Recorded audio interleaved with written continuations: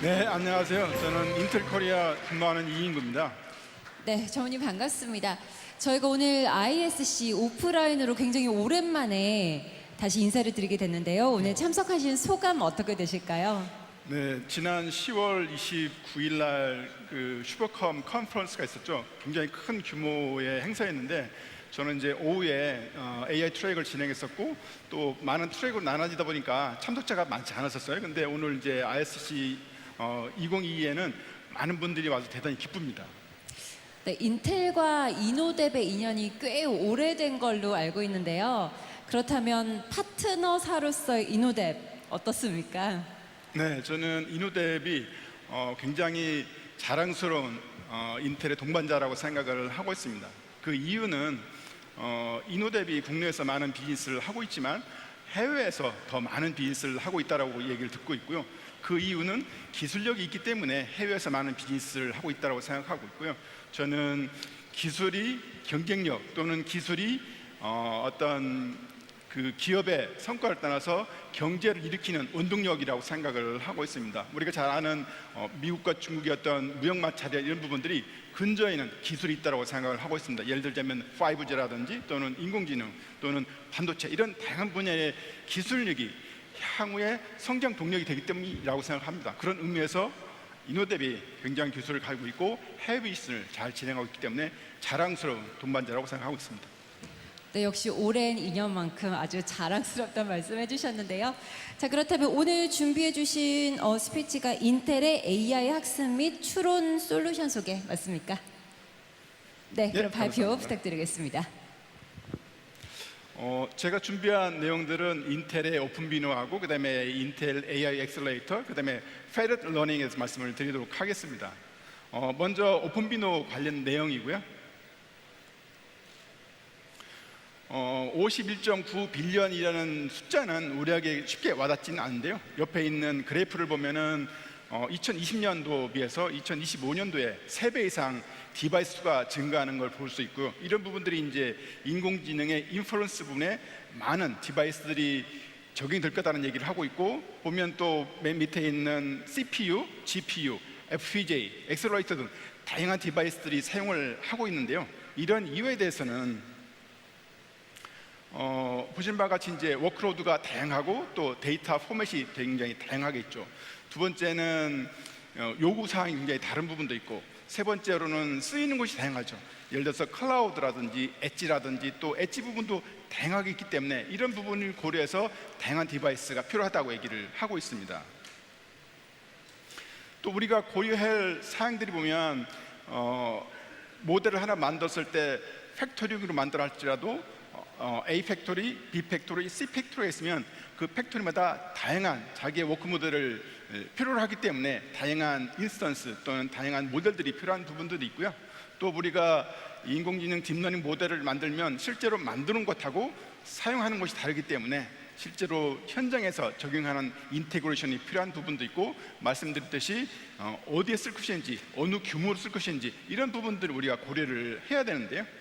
이런 것들을 고려하기 위해서 저희는 인텔에서는 오픈비노를 만들게 되었고요. 오픈비노는 나와 있는 것처럼 빌드하고 옵티마이저 그다음에 디플로이로 구성이 되어 있고요. 빌드 부분은 다양한 프레임워크, 예를 들자면 우리가 잘 알고 있는 텐스포라든지 또는 파이토치 이런 부분들로 학습된 모델을 하나의 오픈비노로 추론하기 위해서 컨버전하는 부분이 있을 수 있고요.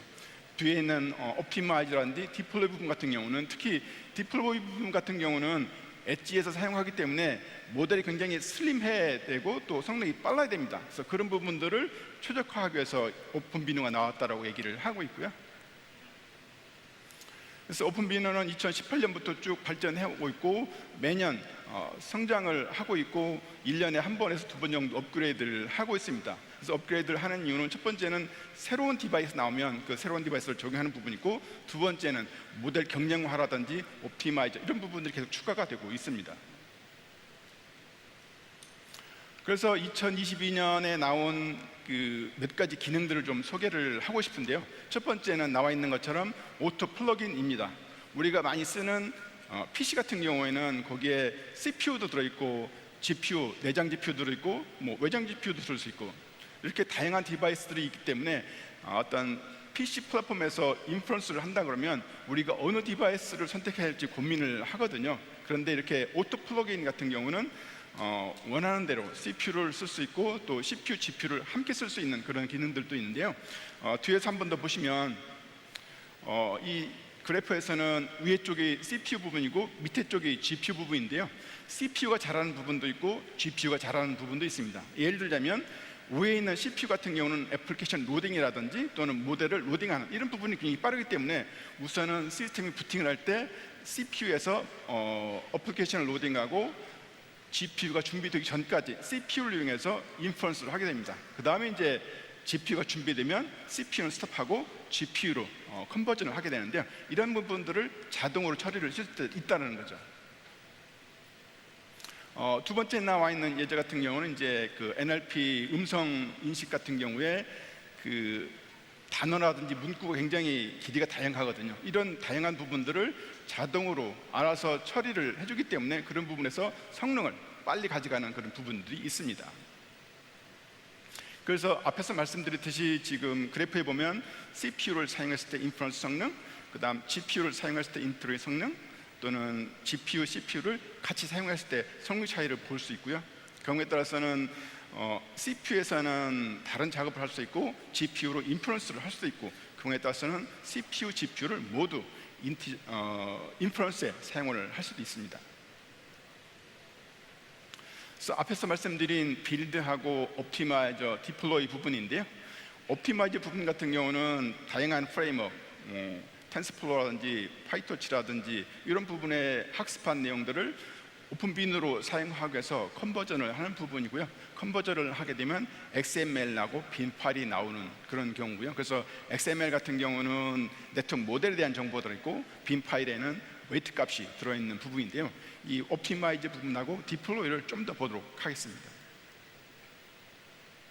그래서 이 옵티마이즈 부분에는 모델 옵티마이즈가 있고 그림에 보시는 바와 같이 모델, 학습된 모델을 오픈빈으로 하면 XML 빈 파일이 나오고 있는 부분이고요. 그렇게 이제 텐스플로어인지 파이토치에서 오픈빈으로 컨버전을 하게 되면 경우에 따라서는 애큐러시가 좀 떨어질 수 있는 그런 우려도 있습니다. 그래서 그런 부분들을 많이 하기 위해서 포스트레인 하는 부분을 가져가고 있고요. 두 번째로는 이제 그 네트워크 컴프레션 프레임워크인 부분이고 텐스플로어에서 학습을 했지만 지금 왼쪽에 있는 그림처럼 레이어가 복잡하게 구성이 되어 있습니다. 그런 부분들을 오픈비노에서는 간단하게 좀 처리할 수 있게끔 레이어를 축소를 해놓은 그런 부분이고요. 그러면서도 애큐러시를 떨어뜨리지 않으면서 성능이 올 수 있는 레이어 구조를 변화시키는 부분입니다. 디플로이 부분에 있어서는 말씀드렸듯이 하나의 모델을 완성하면 이 모델을 가지고 다양한 곳에 적용할 수 있고 다양한 디바이스를 쓸 수 있는데요. 특히나 오픈비노를 이용하게 되면 나와 있는 것처럼 VPU라든지 CPU라든지 GPU에 다양하게 코드 변화 없이 그대로 쓸 수 있는 장점들이 있고요. 특히나 이 오픈비노를 이용하게 되면 일반 프레임워크에서는 굉장히 무거운 이런 모델들을 굉장히 간략화해서 축소해서 엣지 단에 하는데 굉장히 도움이 되고 있습니다. 그래서 여기서 보면 디플로이 할 때 보면 오픈비노를 가지고 다양한 디바이스 속에서 중간에 있는 이 라이브러리나 아키텍처를 매치매칭 시켜주는 부분으로 볼 수 있고요. 그래서 오픈비노는 우리가 쉽게 인터넷에 유튜브에 보면 검색을 하게 되면 그 동영상으로 볼 수 있는 이런 데모 영상들도 있을 수 있고요. 이 URL 나와 있는 것처럼 오픈비노 사이트에서 다양한 네트워크 모델이라든지 또는 예제들이 있기 때문에 쉽게 우리가 접할 수 있습니다.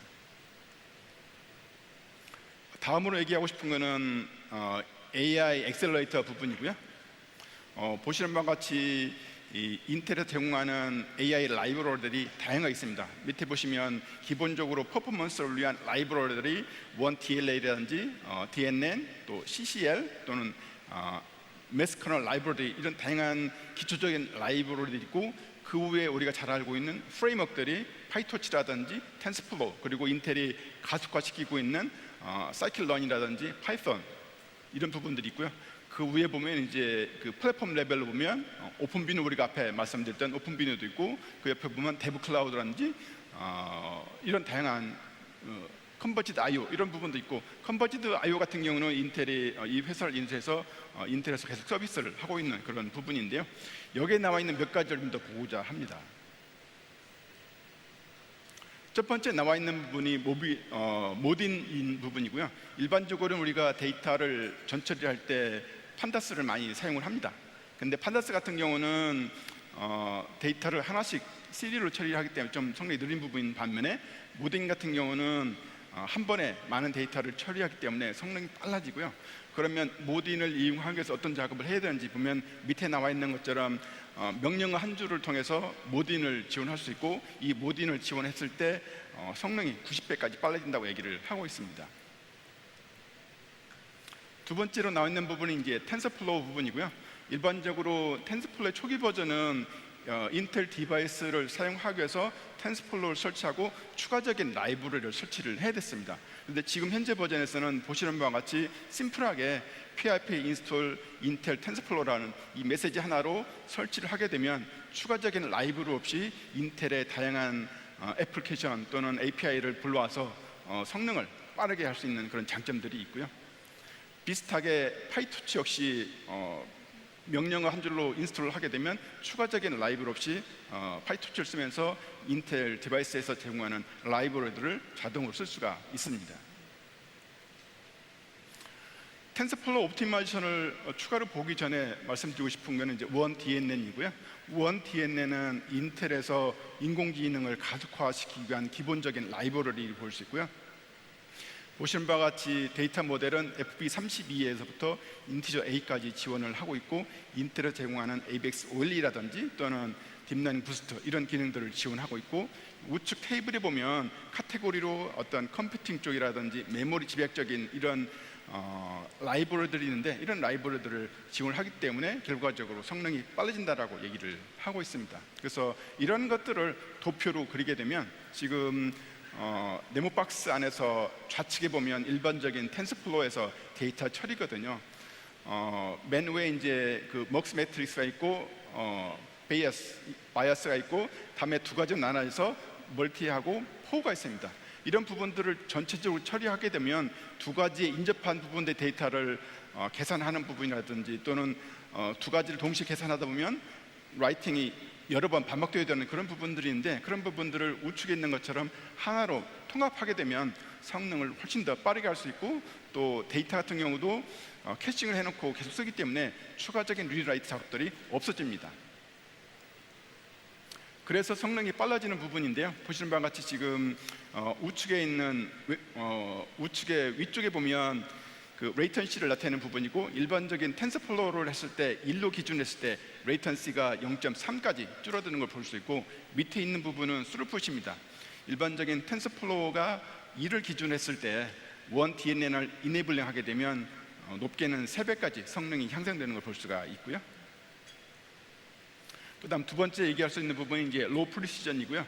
일반적으로 우리가 학습을 할 때는 32비트를 많이 사용하고 있고, 인퍼런스를 할 때는 16비트, 8비트 또는 4비트까지 사용을 하게 되는데요.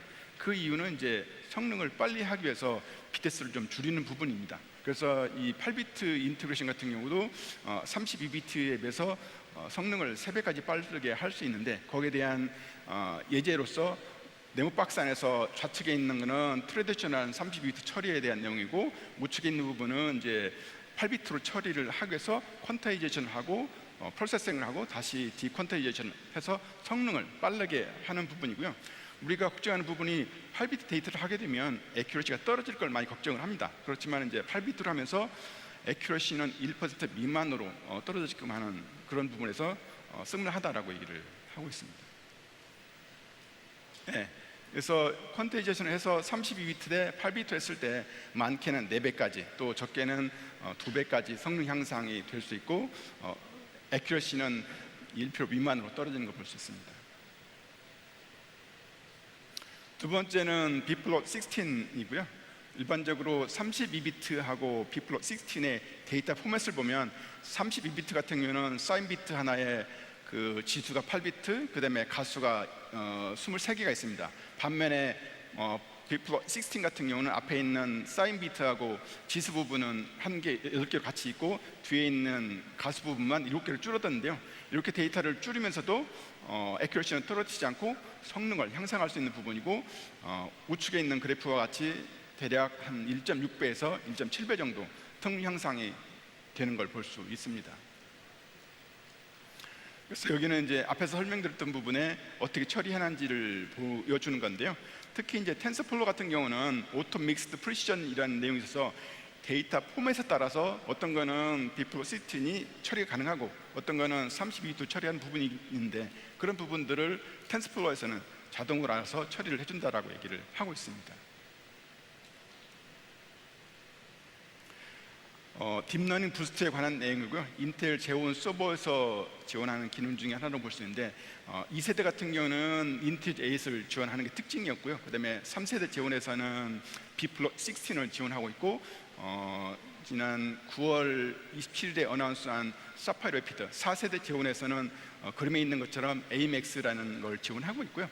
이 AMX 같은 경우는 표에 보시는 바와 같이 64바이트 데이터를 테이블로 해놔서 합성곱을 할 때 굉장히 빠르게 처리를 하기 때문에 우측에 있는 그래프처럼 많게는 18배, 그리고 동일한 인티저 8으로 할 때도 한 8배 정도 성능이 향상되는 것을 볼 수 있습니다. 앞에서 쭉 얘기한 내용 중에 이제 3세대하고 며칠 전에 출시한 4세대에 비교했을 때 베이직을 1로 했을 때 이런 FP32에 DNN 적용하는 거, 인티저 적용하는 거, AMX 적용하게 되면 전체적으로 한 30배 정도 성능이 향상된다라고 얘기를 하고 있습니다. 앞에서는 오픈비노하고 그다음에 AI 가속기에 대해서 말씀드렸고요. 인공지능에서 하나의 그 추세인 부분이 인공지능을 공평하게 사용하자. 그래서 선진국이라든지 후진국이 좀 더 평등하게 인공지능을 쓸 수 있게 하자라는 이런 추세도 있고요. 또 하나는 보안에 관한 내용입니다. 그래서 페더레이티드 러닝은 보안에 관련된 내용이고, 그걸 잠깐 말씀을 드리도록 하겠습니다. 우리가 보시는 바와 같이 AI 파이프라인에는 데이터를 모아서 모델을 학습하고 디플로이 하는 데까지 있는데요. 이런 과정 중에서 비즈니스 데이터를 얻는 부분도 보안이 필요하고, 또 데이터를 얻었을 때 이게 어떤 개인정보라든지 이런 걸 위해서 또 비식별화 이런 작업들도 필요한 부분이고, 우리가 학습한 데이터를 스스로 보호하기 위한 이런 보안들도 쭉 필요한 부분인데요. 인텔은 이런 보안을 위해서 XGX를 이용하고 있고요. XGX는 간단하게 인크립트된 데이터를 XGX 바운더리 안에 들어와서 언팩하고 프로세싱을 하고 다시 언팩을 해주는 그런 기능이 하나로 XGX를 사용을 하고 있습니다. 일반적으로 우리가 AI 할 때 애큐러시를 높이기 위해서는 더 많은 데이터가 필요를 하게 됩니다. 그래서 많으면 데이터가 많을수록 좀 더 정교한 모델을 만들 수가 있는데요. 그럼 우리가 데이터를 얻을 때 어떻게 효과적으로 얻을 수 있을지를 고민을 하는데요.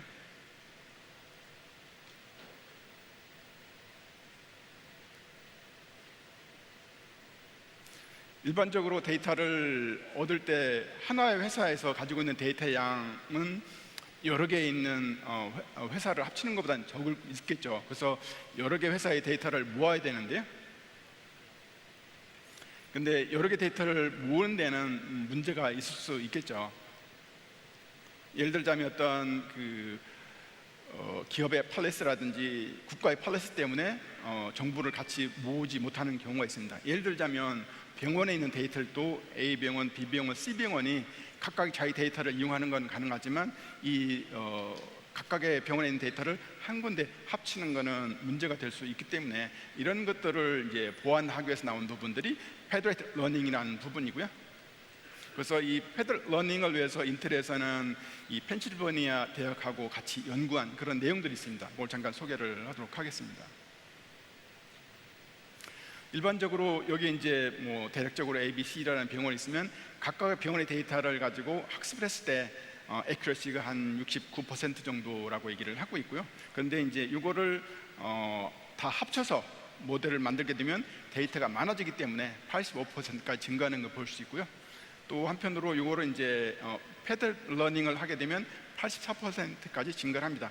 그래서 전체를 하나로 합쳐서 했을 때 85%, 패드 러닝을 했을 때 84%이기 때문에 대략 1% 미만의 애큐러시거든요. 충분히 쓸만하다고 얘기를 하고 있습니다. 그래서 이 패드 러닝은 지금 오픈 소스로 되어 있고 오픈 FL을 들어가 보면 더 자세한 내용들이 나와 있는데요.